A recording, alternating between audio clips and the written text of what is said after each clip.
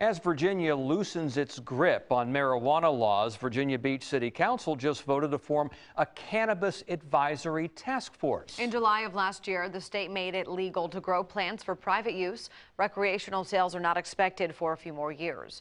10 on your side's Amy Avery has more on the goal of this new task force.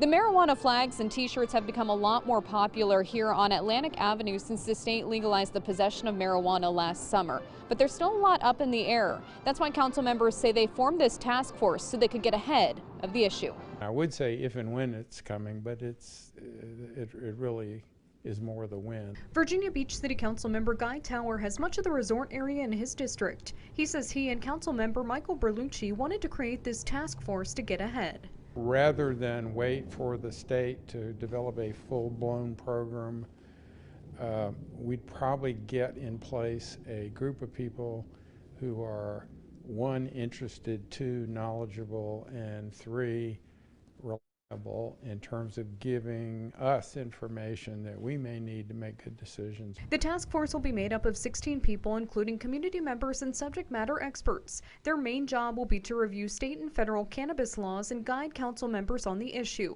The city won't have anything to do with how marijuana is regulated, but they will have a say in where these shops are popping up. The main one being zoning, land use kind of issues. Virginia Normal Executive Director J.M. Padini says cannatourism is already popular in the Commonwealth, so it's a good thing that Virginia Beach is looking at how this influx of cannatourists might impact the area.